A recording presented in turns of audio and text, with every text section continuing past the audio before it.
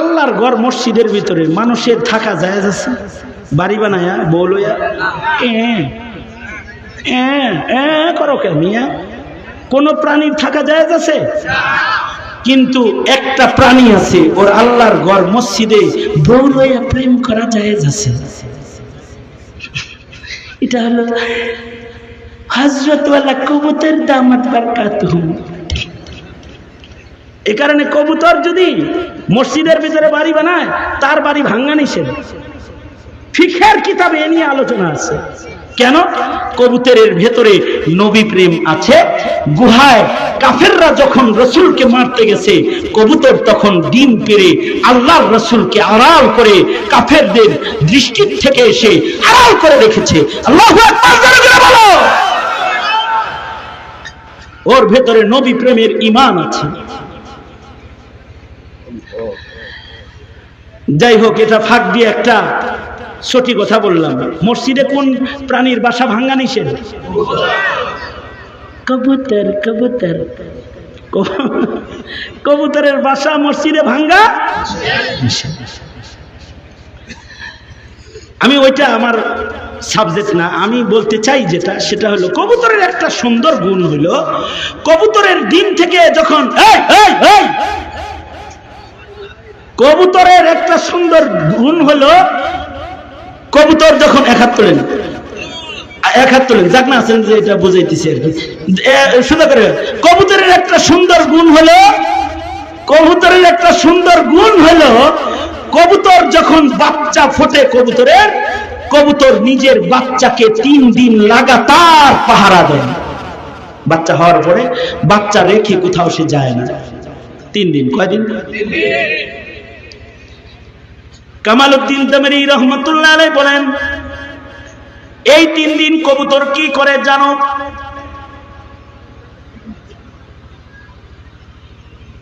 আচ্ছা, কবুতর তো বাচ্চারে দুধ খাওয়ায়। কবুতরের দুধ আছে না? কবুতর বাচ্চাকে দুধ খাওয়ায় না তো 3 দিন বাচ্চাকে কবুতর কি করে? হযরত কামালউদ্দিন তাবরি রহমাতুল্লাহ আলাইহি প্রাণী বিজ্ঞান পড়ায়। তিনি বলেন, কবুতর এই 3 দিন ওর বাচ্চার মুখের ভেতরে বাতাস দেয়। কারণ হলো কবুতরের পাকস্থলী যেটা, এটা জন্মের পরে টিউবের মতো এরকম লাগিয়ে থাকে। যতক্ষণ পর্যন্ত পাকস্থলী না খুলবে ততক্ষণ পর্যন্ত ভেতরে খানা প্রবেশ করানো যাবে না। 3 দিন ভৈরা কবুতর নিজের বাচ্চার মুখে দম করতে থাকে, ফু দিতে থাকে, আর ওর বন্ধ পাকস্থলীকে ফু দিয়া ফুলাইতে থাকে।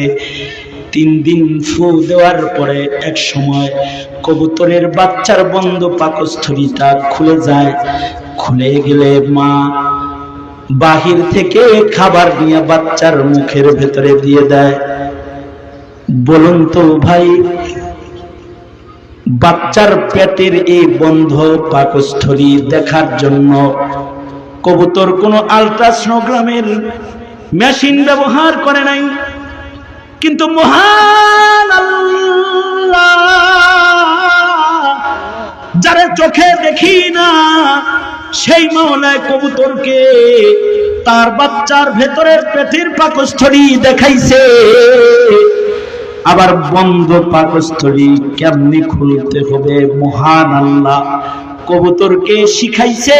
এই কবুতর দুনিয়ার কোনো ভার্সিটিতে পড়ে নাই, এই দুনিয়ার কোনো মানুষের কাছ থেকে সে শিক্ষা গ্রহণ করে নাই, রবের কাছ থেকে, অদৃশ্যের মালিকের কাছ থেকে শিক্ষা গ্রহণ করে নিজের ছোট্ট বাচ্চার পাকস্থলী খুলেছে। এবার বুঝে থাকলে আওয়াজ করে বলো, কবুতরকে এই শিক্ষা যিনি দান করেছেন তার নাম কি? জোরে আওয়াজ করে বলো। আমরাও প্রাণী বিজ্ঞান পড়াই, কিন্তু আমাদের প্রাণী বিজ্ঞানের ভেতরে আছে তাওহীদ। আমাদের প্রাণী বিজ্ঞানের ভেতরে আছে তোমার মালিককে, এটা পরিচয় তুলে ধরা। কিন্তু তোমাদের প্রাণীবিজ্ঞান যে নাস্তিকরা লেখে তার ভেতরে আছে রবের পরিচয় শূন্য করা।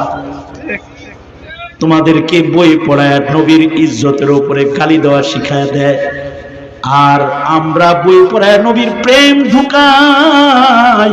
জীবন দিবে কিন্তু হানজালার মতো নবীর ইজ্জত লুটায় দিতে দিবে না। জান বিতরণ করবে কিন্তু নবীর ইজ্জতের পাহারাদারি করবে। এই যে প্রেম, এই প্রেমের নাম ঈমান। আর এই ঈমান যারা ন্যূনতম অল্প ঈমানও যদি কেউ কবরে লইয়া যায়, আল্লাহ তাআলা তাকে এমন পৃথিবীর 10 পৃথিবীর সমান জান্নাতি শুধু দিবে তা না, বাহানায় বাহানায় বাহানায় বাহানায় আল্লাহ তাদের মাফ করে দিবে।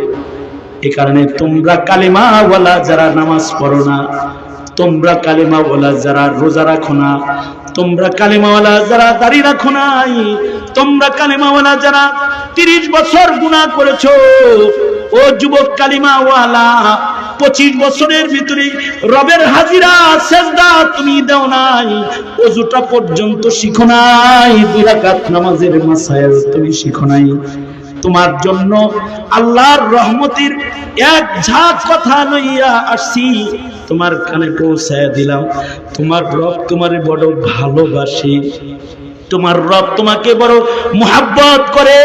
যদি তুমি আজকে এই মাহফিলে এই গভীর রাত এখন বসে যদি চোখের 2 ফোঁটা পানি তুমি ছেড়া দিয়া তোমার রবের যদি বলবার পারো, আল্লাহ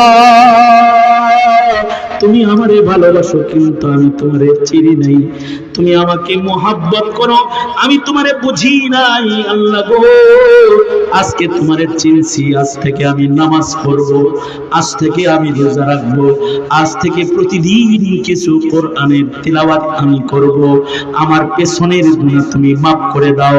তো আল্লাহ তাআলা বলে, কুল ইয়া ইবাদিয়াল্লাযীনা আসরাফু قل يا عبادي الذين أسرفوا على أنفسهم لا تقنطوا من رحمة الله إن الله يغفر الذنوب جميعا। তোমার জিন্দেগি যত গুনাহ আছে সব আল্লাহ এক মুহূর্তে তোমাকে ক্ষমা করবে। শুধু তাই নয়, আল্লাহর রাসূল বলেন, উলাইকা ইউবাদদিলুল্লাহু সাইয়্যাতিহিম হাসানাত। আল্লাহর বাণী কোরআন নবী শোনায় কয়, তোর জীবনের যত কৃত গুনাহ আছে তোর মাওলা তোকেই এত ভালোবাসে, এখন যদি তার চিনা তুই তওবাটা খালি করতে পারস তো মহান আল্লাহ জিন্দেগির সব গুনাহকে নেকির দ্বারায় পরিবর্তন করে আমল নামার ভেতরে উঠায়া দিবে। রবের ভালোবাসা ঈমান, আর নবীর ভালোবাসা ঈমান। এ কারণে নিজের সন্তান, নিজের ভাই, নিজের প্রজন্মকে ঈমান শিক্ষা দাও, আল্লাহর হক শিখাও, নবীর হক শিখাও। দলের হক তো শিখলো, নেতার হক তো শিখলো, নবীর হক যে শিখলো না, শাফাত নিবে কেমনে, হাউজে কাউসার নিবে কেমনে, আর বিচারের আদালতে ক্ষমা পাইব কেমনে? এই চিন্তাটা করো মুসলিম ভাই। মক্তবের শিক্ষাকে জোরদার করুন, সবাহি মক্তবকে জোরদার করুন, নিজের ঘরের সন্তানটাকে আল্লাহ রাসূল চিনানোর আয়োজন করুন। যদি আয়োজন না করে মরে যান তাহলে সমাজে নাস্তিক প্রজনন বেড়ে যাবে, নাস্তিক প্রজনন বেড়ে যাবে, নাস্তিক বাড়বে তো ঈমান হুমকির মুখে পড়ে যাবে। এ কারণে নিজেদের সন্তানদেরকে খাতমে নবুয়ত চিনাবো, ঈমান চিনাবো, রাসূল চিনাবো, আল্লাহ চিনাবো, আল্লাহর ক্ষমা চিনাবো ইনশাআল্লাহ। বলেন